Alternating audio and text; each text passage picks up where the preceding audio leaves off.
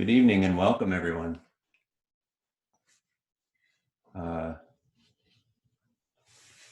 Tonight's Tuesday night talk is a continuation of the MZMC chant book. It's going to be one of the last ones that we have. We're getting near the end. So it's the next to the last in the series. Next week, Bill will give a talk about the meal chants, which will be the last one. And then we'll move on to the Buddhist precepts. So that's kind of the schedule for the Tuesday night talks for a little while. Our topic tonight is the Kannon Sutra, also sometimes known as the 10-line or 10-phrase Kannon Sutra. Its origin is a little mysterious. I don't really know much about it myself, but it does have roots, or it might even be a summary of the 25th chapter of the Lotus Sutra, which is a very long sutra. And in researching this topic, I went through and I read the 25th verse and I was a little confused by it. So I think that might be typical of some of these sutras. This one though is just 10 lines. It's kind of a simple one. I'm just gonna pull up the I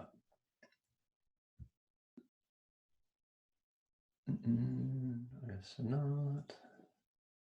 I guess I'm not.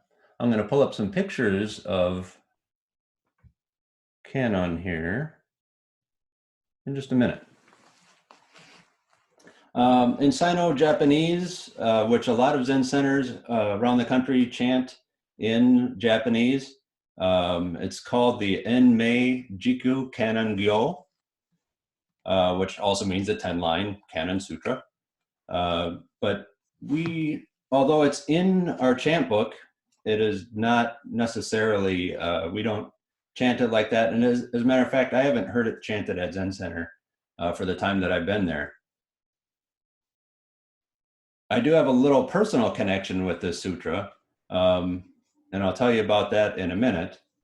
And then after that, we'll go through kind of line by line or phrase by phrase of the Kannon Sutra, and I'll give you kind of what my thoughts are about it. So this personal connection that I have, the first time that I remember chanting this was with, right before ordination, there's a head shaving ceremony.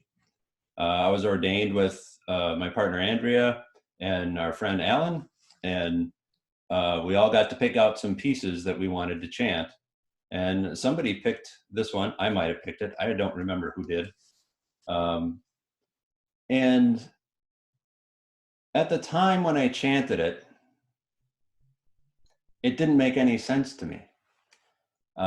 This is one of these things where we go through it and some of the words and phrases are nice, but when you put them together, it's kind of funny.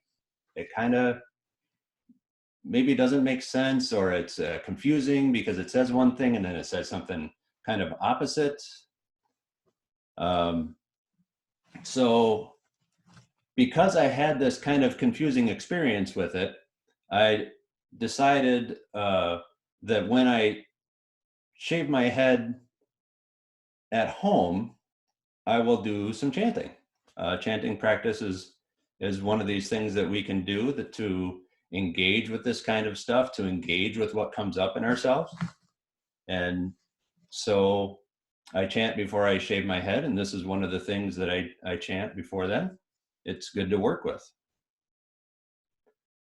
And what do I mean by working with a chant? It seems kind of funny. It's a thing that we do with our voices, but what does it mean when we work with it? At first, I think to work with a chant, you just read it and you get to know the words. You get to know kind of you're teaching your mouth the phrases and how these words kind of go together, and you get it in your body. For a chant, for me, it's kind of it's in my mouth, but it's also in my face. It's in my chest as I breathe. And getting it that way, getting it kind of ingrained in my body, allows it to come up from time to time, just whenever, actually, whenever. It's come up in all sorts of things, you know, when I'm falling asleep or when I'm at work or when I'm on the bus. I just try to let it come up when it comes up, because sometimes what that does, it allows me to engage with it in a way that I can't when I'm just sitting down to chant it on my own. Sometimes it's whole phrases, sometimes it's just a word, but it's usually, something is usually happening in here that when these phrases come up from a chant that I'm working with, it means that I should pay attention. Should pay attention to what's going on here, what's going on here, and just look and see what's happening. And then I ask things about what does this phrase mean? What does this word mean? Why is it coming up now? What is happening? What are the feelings and sensations in my body that are co-arising with this phrase that has just kind of popped into my head? Sometimes I try to find meaning in it, and we can chase meanings about things, but I kind of like to leave it a little more open-ended than that, and not try to say, oh, it means that I was supposed to do my taxes last week. I don't try to do that. I just try to think, this is something that's coming up. It's feeling in me, and it might mean something, but I don't have to know what exactly that is. So I'm also watching what happens when these things come up. Do I open up to it? Or when they come up into my head, am I closing off? Am I guarding myself? I guess that happens a lot when I'm in public and I'm thinking about things, and I think, oh, you know, I must be broadcasting my thoughts to everyone around me because they're so loud. And that's not the case, but I do sometimes feel a little closing off, or I do come up with there's a phrase that will come up, and, you know, I'm just like, nope, not me. That's not it. I can't let that in right now. And I'm closing it off. So I'm paying attention to that kind of thing. I'm paying attention to if there's any more confusion that comes up. Is there something in my current situation when this chant kind of came into my head that makes what I think more confusing, more conflicting? And that can happen, and that's totally okay. Zen kind of emphasizes emptiness in the way that it is groundless, that there's nothing really firm that we can stand on. There's no real answer that we can rely on.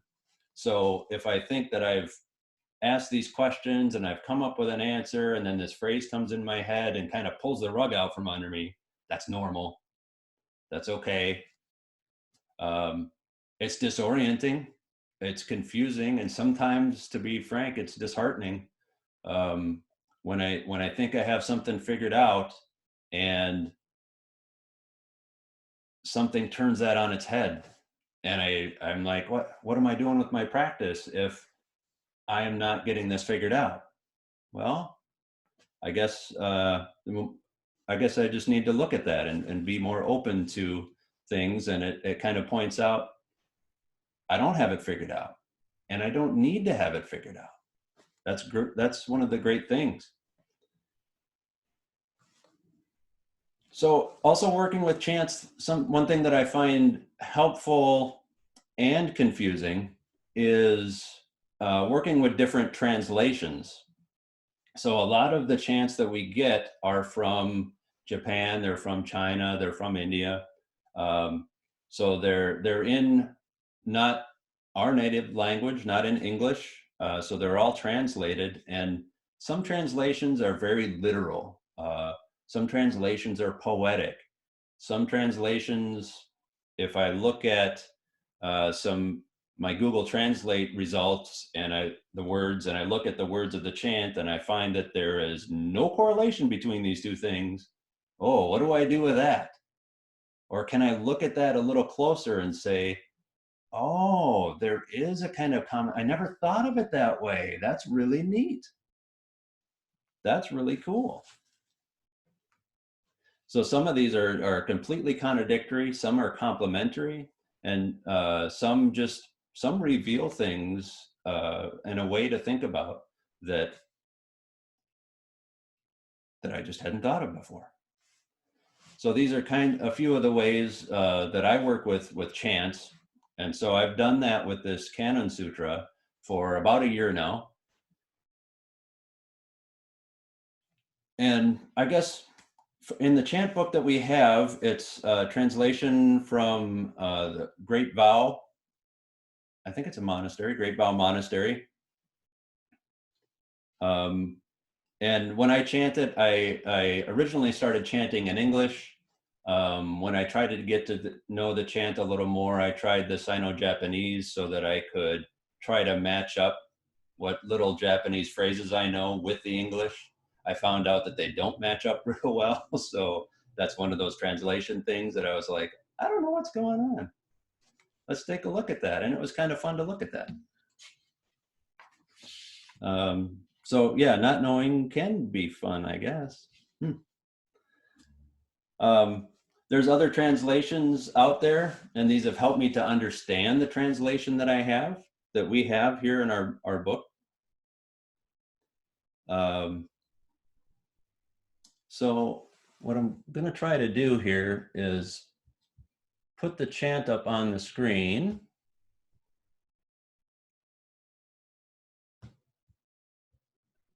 If I can, no, I guess I'm not.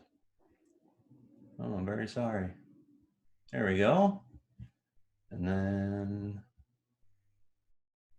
we'll do this.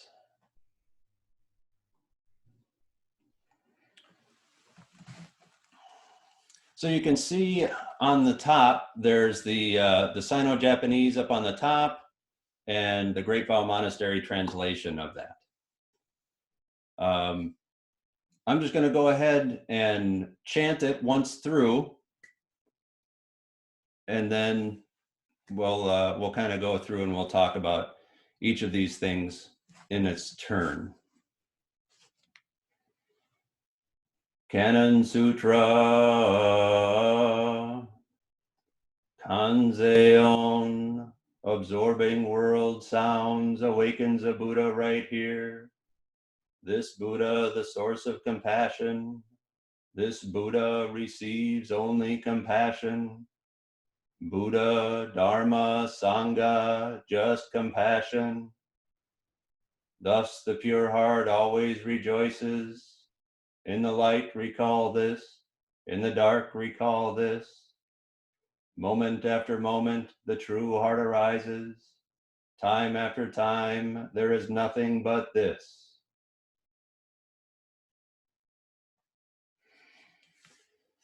So it's a nice, short,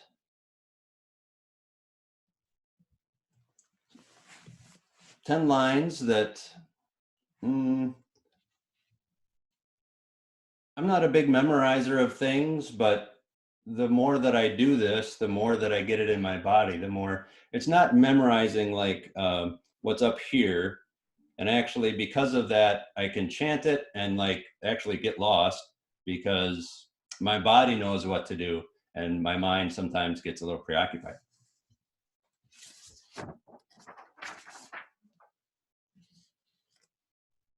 So the first thought that I had about this when I chanted it the first time, it's the 10-line Kannon Sutra, and the first line is saying Kanzeon.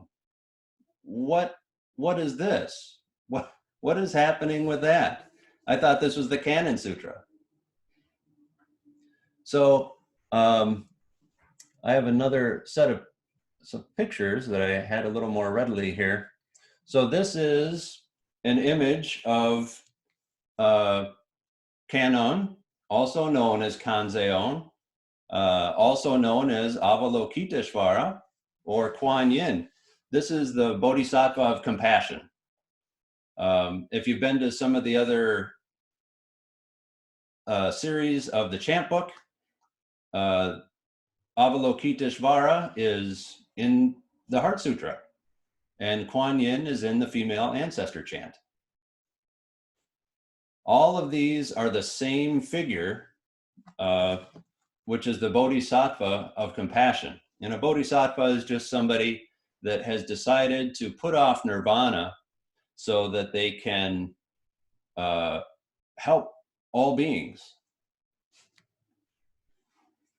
So some of these, like this one that's here on the screen, has many arms. Some of them have 1,000 arms. And each one, in this one, particular one, has a tool, has an implement. Some have eyes in the palm of their hand. And this is so that this Bodhisattva can see, can hear the cries of the world. So the Bodhisattva of compassion has these skillful means, these tools with which to help people. Some of these have carafes of medicine. I've got a little one here, a little Kuan Yin that has a carafe of medicine, and she's riding a turtle, which is a good way to remind me that this is a turtle practice, as our co-guiding teacher Tim Burkett says, turtle practice. Nice, slow, things can be sudden, but I don't think I should expect that. So, and then I've got another one here. This one is in Japan, and it's this is a Kanzeon that is, I think they said it was 62 meters tall. It is very large. Yeah, these are trees. These aren't bushes. These are trees and little pagoda tops around. I don't know if you can see my cursor, but there's pagoda tops toward the bottom of the screen. And this one, it is very, very tall. This particular one is a Maria Canon, which is when Japan outlawed Christianity for a while in the 17th century. They made their figures, so it would have been a Buddhist figure, they made in the image of Mary and Jesus, which this image definitely invokes for me, having grown up Catholic. So some images of this particular Bodhisattva, especially Avalokiteshvara, is male, and as we see on this one, some are female. And I don't know how that actually works. I'm not super interested as to why some things are male and some things are female. What touches me about Kuan Yin and Kanzeon is the compassion itself.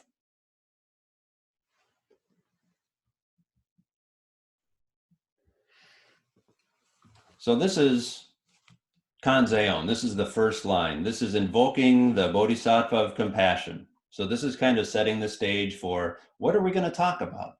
We're going to talk about compassion. We're going to talk about how to be compassionate. The next line is also what I think is a kind of weird. It says, absorbing world sounds awakens a Buddha right here. Oh, that's neat. How do I get that? Absorbing world sounds. These can be like when I'm sitting zazen and a bird calls or a truck goes by and I'm pulled back into the moment after my mind has been wandering. Oh, I can take in what is happening, and it calls me back to the moment. And if I'm in the moment, oh, this is great. I'm awakening a Buddha. World sounds, though, is kind of a catchphrase. It's kind of a shortcut for the cries of the world, the suffering that happens in the world. And this is directly what Kanzeon is helping with, is witnessing, is enacting compassion with. She's hearing the cries of the world. She's hearing the world sounds. And not only hearing them, we're not only listening to these world sounds, we're absorbing them. We're letting them in. We're letting them penetrate us. There's something particular about sound and about sight that we think that it is outside and that it's coming in. And if it's outside and coming in, how do we kind of deal with that? We could definitely guard against it. We could definitely think that it is something out there that's happening, that is coming in to this thing that is happening. But it's not saying hearing or listening, it's saying absorbing the world sounds, letting it in, letting it become a part of us, knowing that these sounds that we see, these sounds that we hear are no different from the us that hears it. These world sounds, they come from outside, they come from inside. And then absorbing world sounds awakens a Buddha right here. Right now, a Buddha, poof, here we are. We're just Buddhas. There's Buddha nature in all of us. If we're in the moment, if we add nothing extra, can we just be and can we just see this nature that we have of how we are and who we are? And there is only this now. There's no other time for this Buddha to awaken. It's got to be right here. It can't be later and it can't be over there.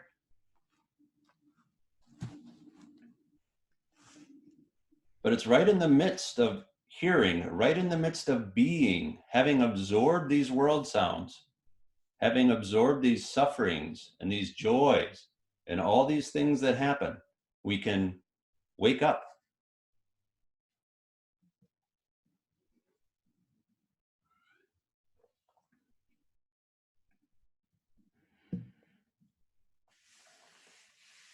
The next line is, this Buddha, the source of compassion. I had a hard time with this one. I think I had thought that compassion is something that that you get from somebody, that just kind of, it's from outside. How can I be a source of compassion? What does that mean? And what do these questions mean about where compassion comes from? Where is the source of compassion? I think our Buddha nature is the source of that compassion. Being with the sounds of the world, being with them, being with somebody when they're going through something, being with their suffering, is being Kanzeon, is being Buddha. It's being compassion. So being with it is the way that we act out compassion. You can sit there, and we're sitting here right now, paying attention. And can we pay attention to our own things? Can we pay attention to the suffering that we have inside? Can we pay attention to whatever it is that's coming up? And just by paying attention to it, that makes us the source of compassion. This is where the compassion comes from, this attention. Just by sitting here and letting these things come up and not being judgmental, but by paying attention to it. This is how we can cultivate compassion within ourselves. And then we're the source. We're the source.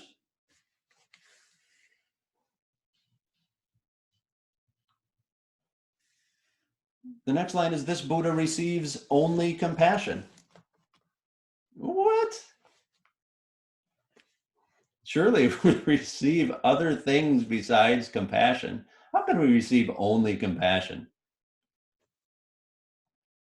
You know, for me, I experience ridicule and hate and derision and sadness. I experience joy and love and comfort. But these things seemingly come from someone else, come from outside of ourselves, and we receive it.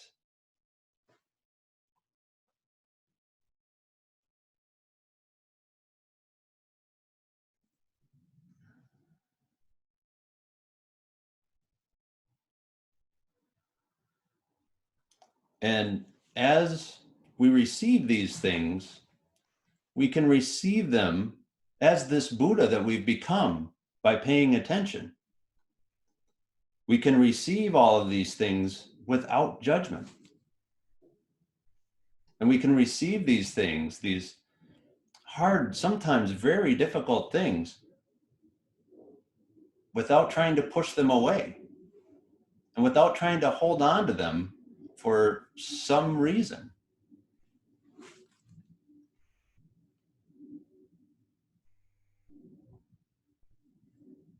And can we do that?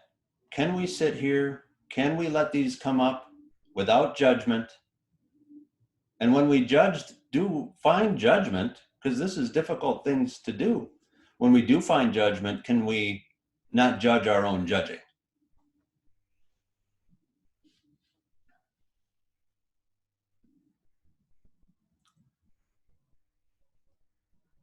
So receiving these things and not judging is part of compassion. We are the source of the compassion. So how can I also be the receiver of compassion? If the source is pouring out of me, how does it then also come in at the same time? This was a pickle. For me anyway, very, very difficult. I wrestled with this for a long time. And during session, we chant a line in the meal chants.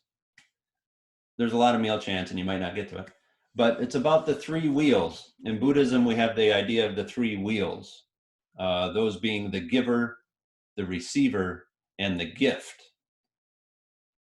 And within this idea are that the wheels are empty.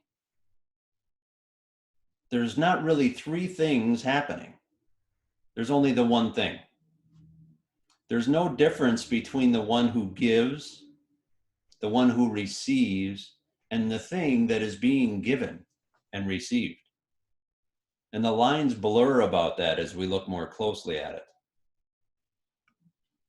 You know, when does somebody actually become the gift giver? Is it when you are actually just giving the thing? Is it only in that moment? Is it when you bought or you made the gift? Is it when you thought about, oh, you know, it'd be nice to give somebody something?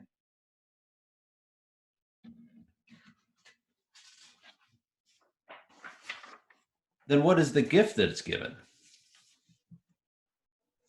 Aren't you part of that gift now? Isn't your effort that you made part of that gift? And what do we get when we give something? You know, for me, I think of the quintessential gift giving of a present to a child at Christmas. And I'm lucky enough to have a 2-year-old niece that just loves getting presents at Christmas. Um, and giving her the present, I think, is great. The joy that is given to me back from her when she opens that present is far greater than the gift that I give. So I do receive some satisfaction. I do receive some joy from giving the gift. Can anything be given without receiving something? Is that receiving also a gift?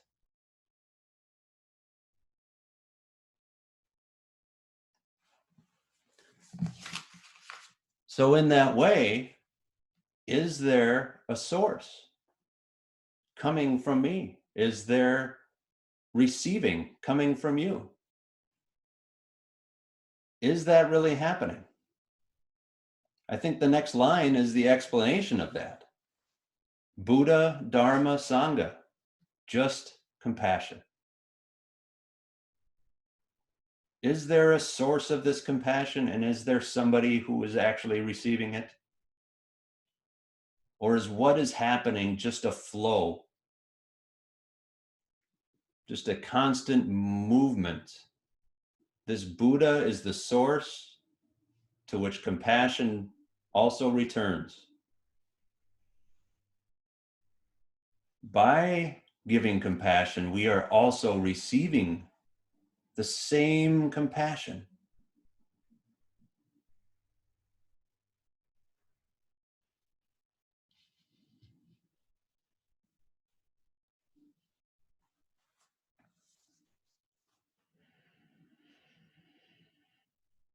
Thus, the pure heart always rejoices. Yay!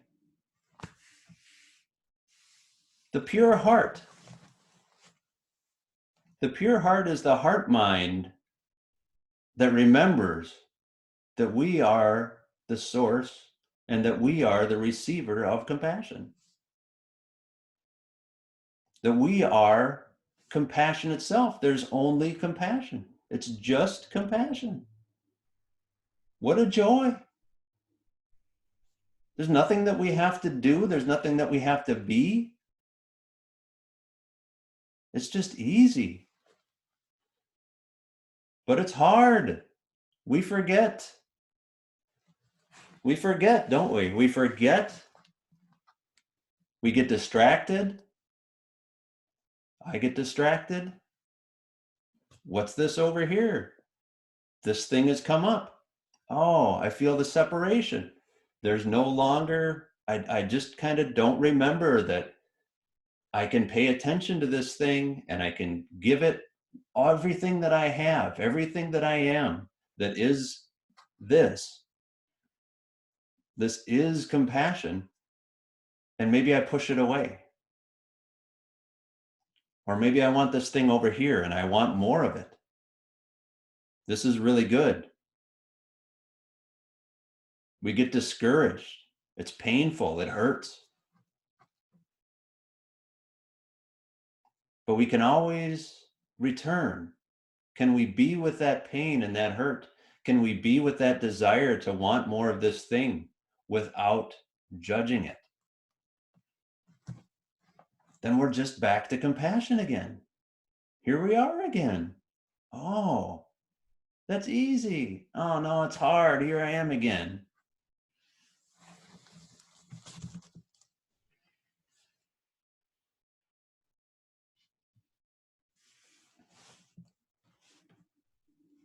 The next couple lines I take together.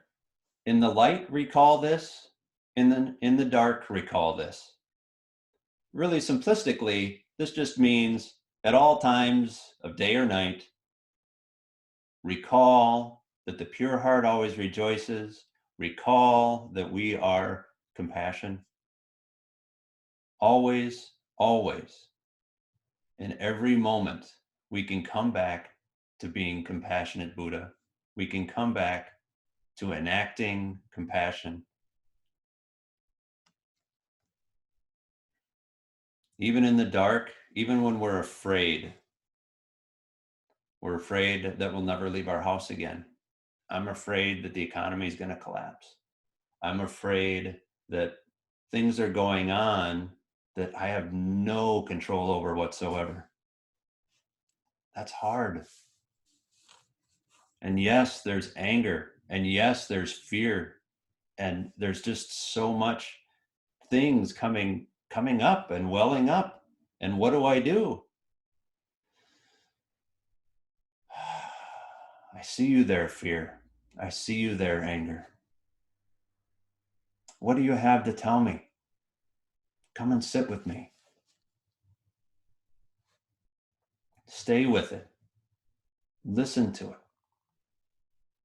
You don't have to figure it out. You don't have to fix it. Kanzeon has all those arms with all the tools to help everybody. And sometimes you just don't have the right tool. So what do? Just listen. Just stay with it. That's enough. It's hard that that's enough. It doesn't feel like enough, but it's enough. It's enough to be here the way we show up with everything that we have and to give ourselves to that, to be the source.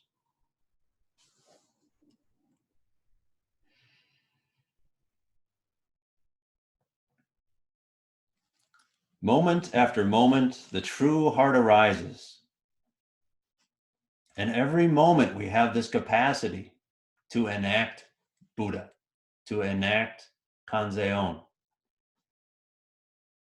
And this is exactly what we do in Zazen. Very simply, very physically. We are reenacting Buddha's enlightenment by sitting still, by watching our minds, watching that do all the crazy things that it is just made to do. It's made to interpret what's around us. It's made to protect us. And recognizing and accepting and even welcoming these things that come up with our whole heart mind. One of the terms in this phrase in Japanese is shin, which can be translated, and I found out through last week's talk from Mark, is heart mind. That was a cool revelation to me. Oh, wow. Moment after moment, the heart mind arises, the true heart mind. But we can lean into it. Radical acceptance, radical compassion. Is there such a thing as radical compassion? Or is compassion just radical all by itself? I don't know.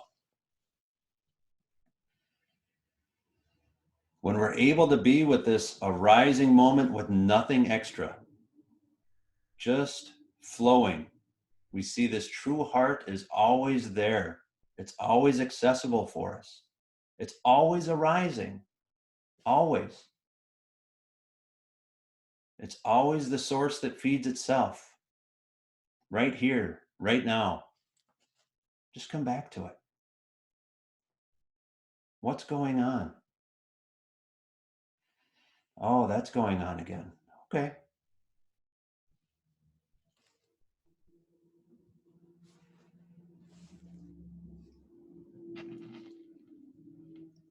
Time after time, there's nothing but this. The last line reminds us that time after time, there is nothing but this.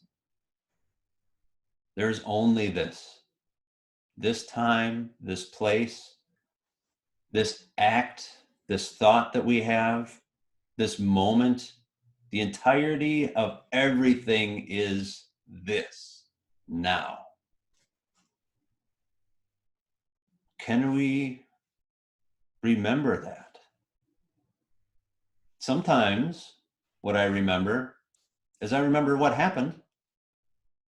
I remember these other conditions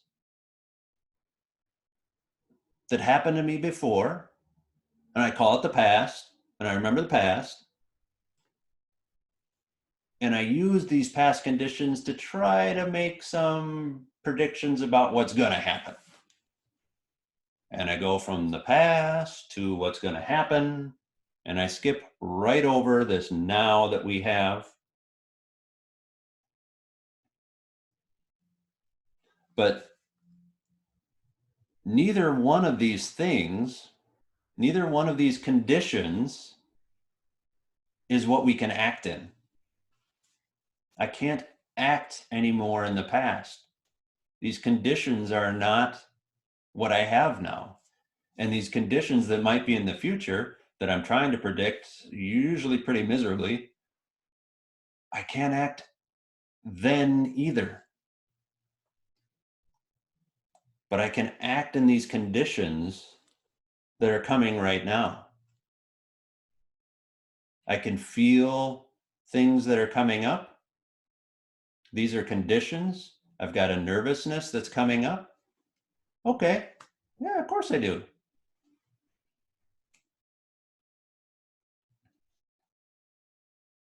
But I can act in a way that's compassionate. All action, everything that we can do is current. It's right now. There's nothing but this. Can we realize that? Can we realize just this? And by realize, I don't mean, oh, can we just kind of figure it out? I mean, can we embody this nowness, I guess? Can we really see that this moment is the only moment that we have to act compassionately?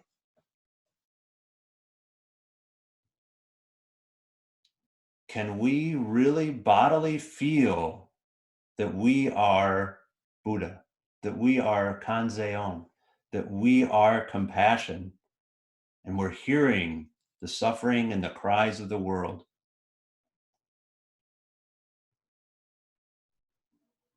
And that we have these skillful means within us to act with compassion, even if that means what seems like doing nothing.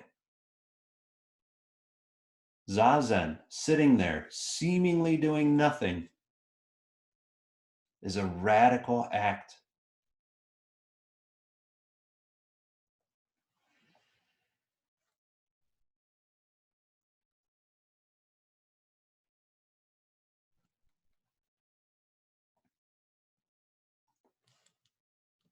So this whole verse to me, that's the end of the sutra, and this whole 10-line verse to me is about opening up to compassion, opening myself, noticing that compassion flows, that there is no beginning and end to it. There's no starting and stopping. There might be realizing, and that's kind of a starting. There might be, I wasn't really acting compassionately before, and now I'm beginning to act compassionately, but that doesn't mean that it wasn't there.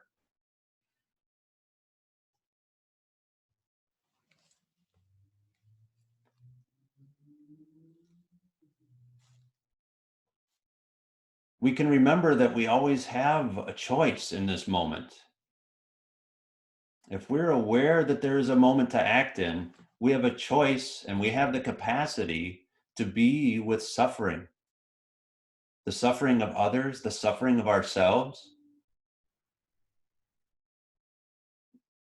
Isn't that the same? Isn't that just the suffering? Of course, your sadness is something I can never know. But by touching my own sadness, I know a sadness. And the sadness that you have makes me want to help you somehow, makes me want to listen. So to me, this sutra tells me that compassion is active. We're doing it. We're flowing. It's an act that we do, and it's always accessible just by paying close attention to what is coming up, to what is, just by being here in the moment.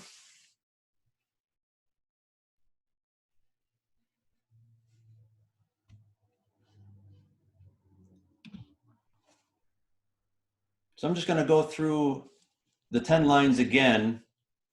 And after I say the line, I'll do just kind of a little synopsis of what I think it's getting at.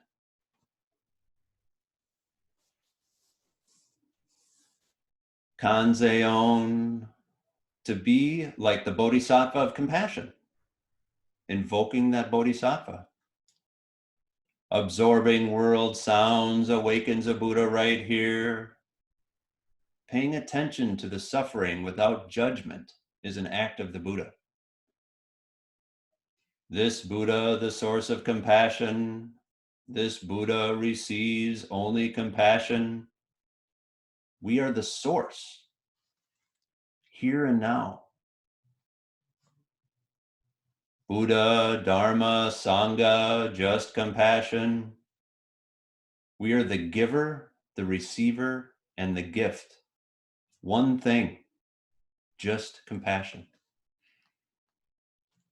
Thus the pure heart always rejoices, remembering that we are, that the compassion that we act out, the compassion that we are is joyful. In the light, recall this. In the dark, recall this. At all times and at all places, remember your Buddha nature. Moment after moment, the true heart arises. We have an opportunity every moment. Time after time, there is nothing but this. And we only have this moment. We only have now.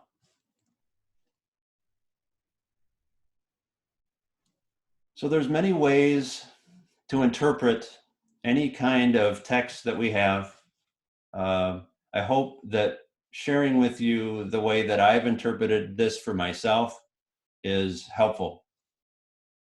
I invite you to explore your own views of this. If something has come up, really seek that out. Really look, really ask some questions. Just be with it for a while. You don't need to find the answers to these questions, but just notice that there are questions. Notice, something shifted for me here. I wonder what that is. See what comes up for you. See what comes up for you around this. See what comes up for you around other things.